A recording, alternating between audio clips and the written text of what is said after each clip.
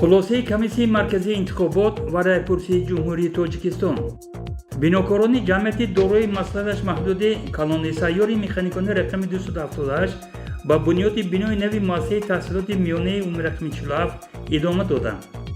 ساکنان شهر سرحد از مورد استفاده قرار گرفتن مؤسسه تحصیلات میانه رقم 72 برابریت عالی کشور منتداری بیان می‌نمایند. داغ‌های شهر بستانی پنجکین چنین نام گرفته است گزارش نوبتی برنامه اطلاعاتی پیغام.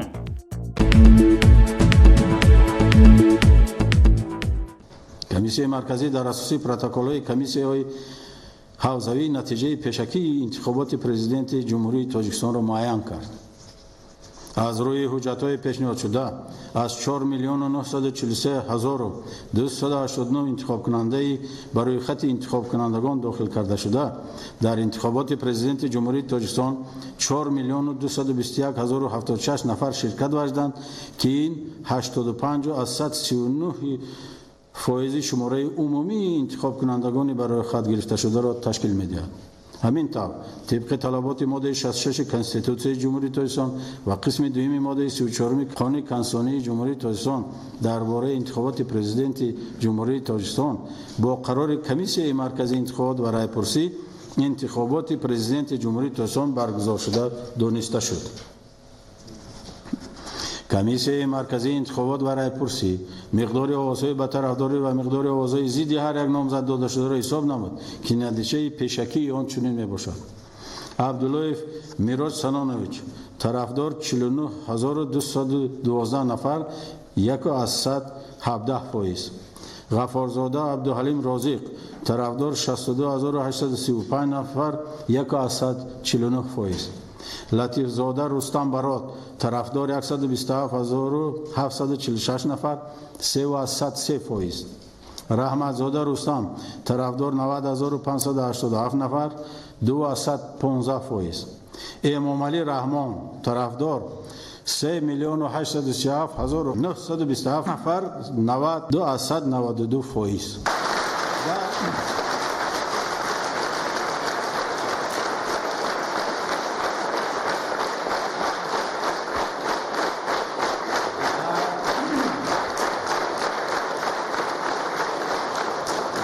اساس طلبات قسم دوم ماده 66 کنستیتوسیون جمهوری تاجیکستان و قسم سوم ماده 34 قانون کنسانی درباره انتخابات پرزیدنت جمهوری تاجیکستان کمیسیون مرکزی انتخابات و رایپرسی قرار قبول کرد که امام علی رحمان از روی نتیجه پیشکی انتخابات با گرفتن 3,837,927 نفر 90.92% آواز انتخاب کنندگان در آوازدهی اشتراک کرده پرزیدنت جمهوری تاجیکستان انتخاب شده حسابیده شود.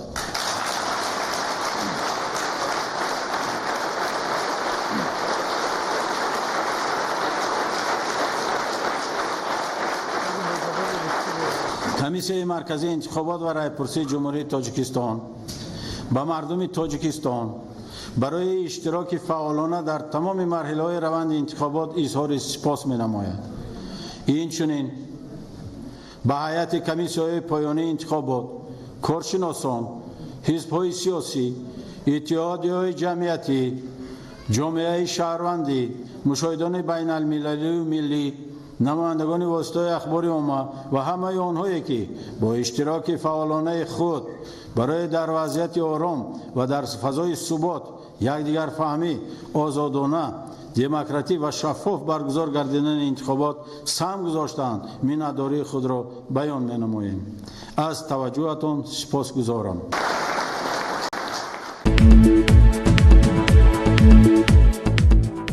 اساسگزار صلح و وحدت ملی پیشوای ملت پرزیدنت جمهوری تاجیکستان محترم امام رحمان هنگام بازدید از مؤسسه تحصیلات میانه رقم 72 شهر سرحد زحمت بناکاران کالون سیاری مکانیکی رقم 278 را جهت بنیاد انشاءات مذکور دلیل روشن مهارت ملکه بلند بناکاری ارزیابی نمودند. چنین با گزاری ساختمانچان این تشکیلات را روح بلند ساخت و آنها با عزم و تلاش بیشتر با بنیاد بنای نوی مؤسسه تحصیلات میانه عمر رقم 47 که بنابر آغاز ساختمان مکتب در سرز موقتا موقوف گذاشته شده بود آغاز نمودند. مؤسسه ҷДММ ПМК 278 Олим Саидов. мо якбора ду иншоотро дар як шартнома яъне ҷойгир кардаем. иншооти якум МТМО 72 буд ва иншооти дуюм МТМО 47. мо дар сохтмони иншооти МТМО 72 ки кор мекардем ҳамчун иншооти ҷашнӣ бахшида ва 5500 солагии Саразм буд. корфармо ба мо чунин супориш доданд ки дар навбати аввал маблағгузорӣ пурра равона мекарда мешавад барои сохтмони иншооти МТМО 72 шаҳраки Саразм ки иншооти ҷашнӣ 5500 солагӣ мебошад ва мо инҷо кора моҳи апрел сар карда будем. бо супориши корфармо пурра ба иншооти МТМО 72 равона кардем ҳамаи қувваҳои меҳнатия ва ин иншоот то ба анҷом расонидани корҳои сохтмону васлии мактаби 72 боз дошта шуд ва акнун ки мо мактаби 72-ро ба истифода додем, мо ба пуррагӣ тамоми мошин, механизмҳо, қувваҳои меҳнатӣ, масъулияти корҳои ҳамашро равона менамоем барои сохтмони мактаби МТМО 47. آغاز کاری ساختمان در این انشاءات ساکنان این محله خاصه سابقه‌داران ساحه معارف را خوشنود ساخت. من ناصر حبیب‌الله معلم همین مکتب بودم. در همین مکتب من 28 سال کار کردم. ما میگیم که رحمت به همین پرزیدنت ما، رحمت به حکومت شهر، رحمت به همین ساختمانچی‌ها که من امروز سر کنن با موفقیت همین تمام کنن. آغاز کارها در قسمت میدان ساختمان آب‌های زیرزمینی فواره زد که البته دشواری‌ها پیش آوردند، ولی ساختمانچان که با چنین وضعیت یک بار دوبار روبرو آمدند از روی مقاله آب روشنایی و برطرف نمودن این حالت شروع نمودند. ҳозир мо ба як мушкиле пайдо шуд ки обҳои зеризаминӣ ба ҳамин иншоот ворид гардиданд ки аз ҷониби канал, аз ҷониби чашмаи қайнаратҳо ва ҳаминҷо ҷорӣ шуданд истанд.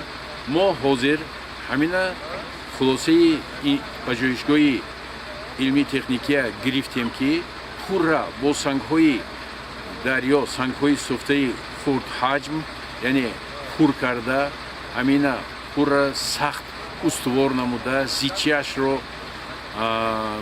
ба таври ҳамин лоиҳавӣ оварда баъд таҳкурсии биноя оғоз кунем. ва инҷо боз пешбинӣ шудааст як чоҳи амудӣ ки барои ҳамин обҳои зеризаминие ки ҷорӣ мешаванд ба ин иншоот ҳамин ҷо ҷамъ намуда ҳамчун обҳои техникӣ барои иншоот ва дигар гирду атроф полисҳо ба истифода бурда мешаванд аз ин чоҳ. سردار قطعی ساختمان همراه رضایف ادامه کارهای ساختمان را در این انشاءات جانبدار نموده و ما چنین گفت. ما امروز کارهای ساختمان را در این انشاء سر کردیم. از اول ما کارهای زمین را تمام کرده، بعد کارهای زیری فوندامنت‌های مکتب را سر می‌کنیم که در اینجا قریب 20 تا کارگر جلب کردند. در وقت بعد از این 80 نفر کارگر را به کار تامین می‌کنیم. هر یک انشاءات باید با نظرداشت طلبات سالهای من بعد فراهم آوردن اینفراساختارهای ضروری بنیاد شود. علاقه به این موضوع مؤسسه جمعیت دوره مسئله محدود کالون سیاری مکانیکی رقم 278 چنین گفت. یک چند وقت باز سببی بازداشتنش این شد که مکتب در نوبت اول دو آشیانه طرحریزی کرده شدگی بود. لیکن اینجا مساحتش که خیلی خرد میباشد 0.32 گاه. این برای ساختمان اینفراستراکتورها تماما درست نمیآید.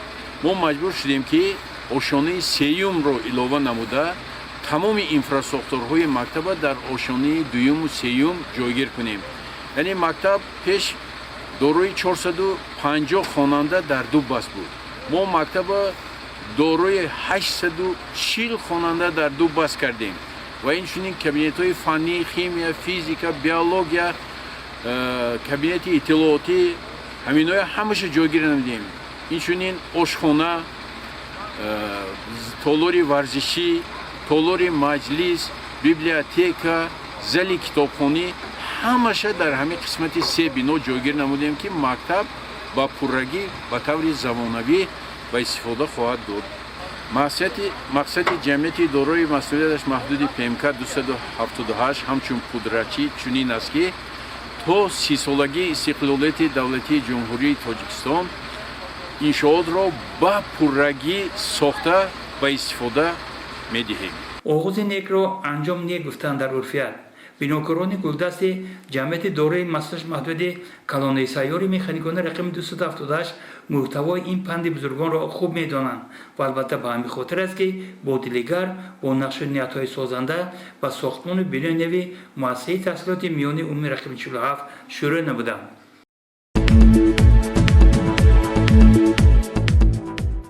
من ستار خیرالله آموزگار زبان آلمانی مکتب میانی رقم 72 شهرکی سرز هستم. من 42 سال حیات خود را برای تربیت نسل نورس بخشیدم. یکمین بار در مکتب برهوای 30 آشیانه که از جانب جناب عالی برای ما درس شدند در همینجا کار کرده ایستادم.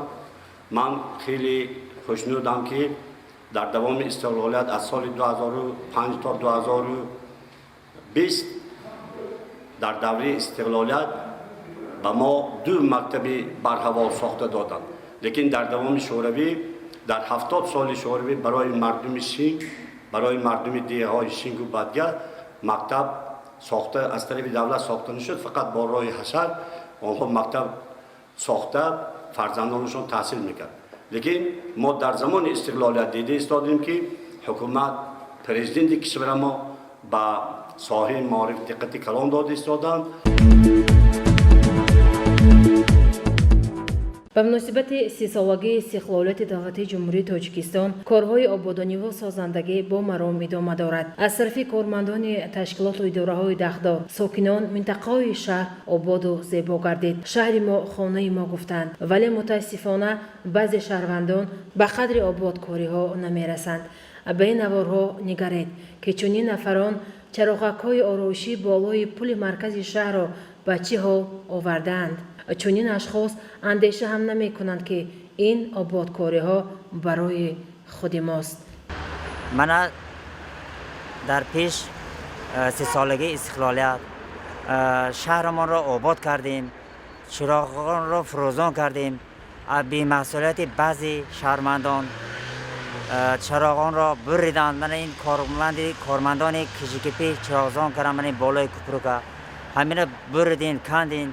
این بی مسئولیت پدر و مادران فرزندانشان را فهمانند، بی مسئولیتی نکنند. یک آبادی که در شهر ما شده است همین آبادی را نگاه بین کنند. من از تمام شهروندان خواهش دارم که فرزندانشان نصیحت کنند. در پیش 30 سالگی استقلالیت است، شهرمان را آباد کنیم، گل و گلزار کنیم، این جشن را نقض استقبال گیریم.